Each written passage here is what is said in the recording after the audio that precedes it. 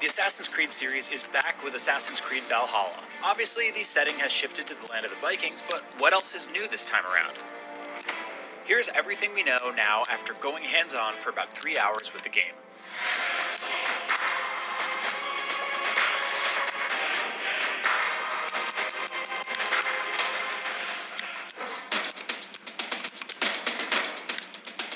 Assassin's Creed Valhalla takes place in 9th century England, where you play as Eivor, who can be either male or female based on your choice at the start of the game.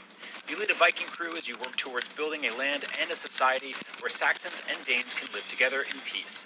Our own 3-hour demo took place in the East Anglia territory and focused on the rescue of Oswald, a man that Eivor hopes to position as king for his vision of unifying England. Oswald lives! You can traverse the world by both land and sea with your horse and Viking longbow, respectively. This time around, you can trigger a cinematic camera once you've got your destination locked and autopilot engaged. You can reveal the map by synchronizing at various viewpoints, which will reveal all nearby side quests and other locations of interest.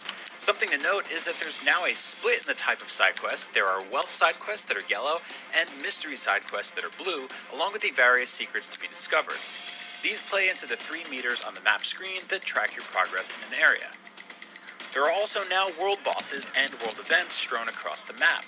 There were 2 in our demo, both members of the Daughters of Larian, the aforementioned daughters of Gaelic women who have a fondness for sacrificial rituals and flooding the battle arena with colored fog.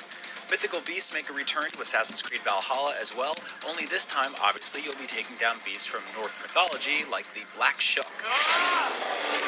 Assassin's Creed Valhalla leans into its Viking inspirations in all sorts of fun ways. There are Viking weddings, Viking wedding crashers, Viking drinking games, and yes, of course, off-screen Viking sex. There's also a pretty meaningful choice and consequence system that can dramatically affect how certain quests play out. For example, after you rescue Oswald, you're given a choice to either spare or kill his captor. If you spare him as Oswald commands, he will reappear later on and challenge Oswald to a duel, which then offers another choice with regards to whether you take the duel in Oswald's place or not. From just that one quest, it seems like the choices and consequences run pretty deep.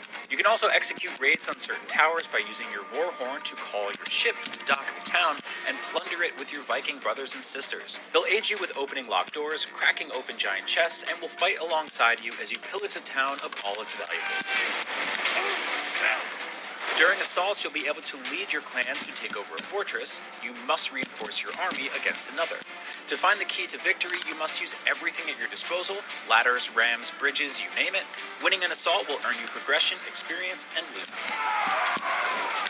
And of course, you can get your crew to sing to you while you're on your longboat as well.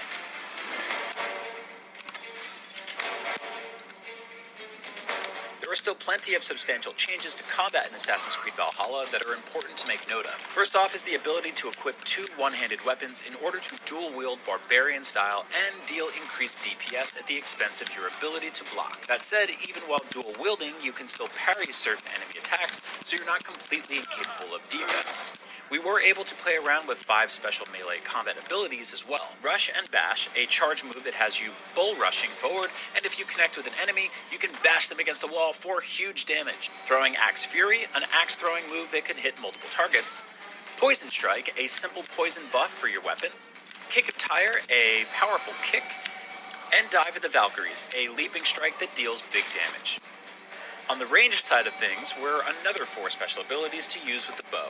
Raven Distraction, an ability that lets you send your bird to distract an enemy, allowing you to assassinate them.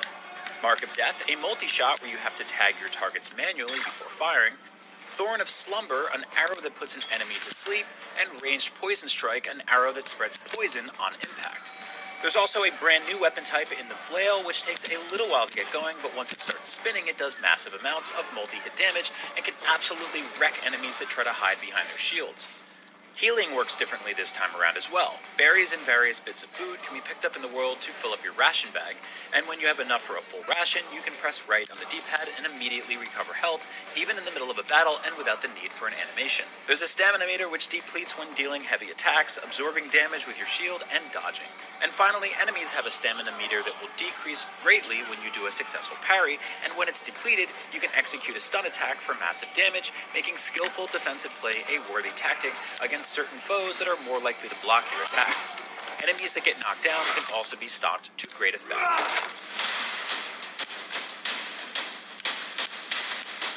character progression works largely the same way in Assassin's Creed Valhalla, with each quest and activity offering EXP that goes towards leveling up your character's stats and earning you a skill point. The skill tree this time around, however, is very different.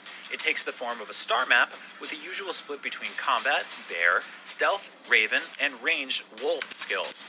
The skill tree branches out from the center, with each branch going down one of the three paths. There are two types of nodes that you can put your points into: minor stat nodes, which offer small stat-based boosts, and main skills, which offer new passive fighting moves. In order to unlock the main skills, you must create a path to them by unlocking all of the stat nodes along the way. Adding points to the stat nodes increases your overall power, which essentially is your level and how you will gauge whether you're strong enough to handle a mission. It's also important to note that your gear may be aligned with either the bear, raven, or wolf skill trees, and will get bonuses based on the amount of points placed in those nodes. Active skills can be found in the world via special hidden books of knowledge. If you find more than one book for the same skill, you will level it up. Books of knowledge are typically found in heavily guarded monasteries or military camps.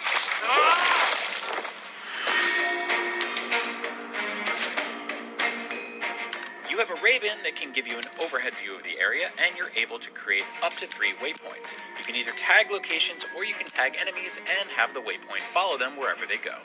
And yes, it's true, the hidden blade is back.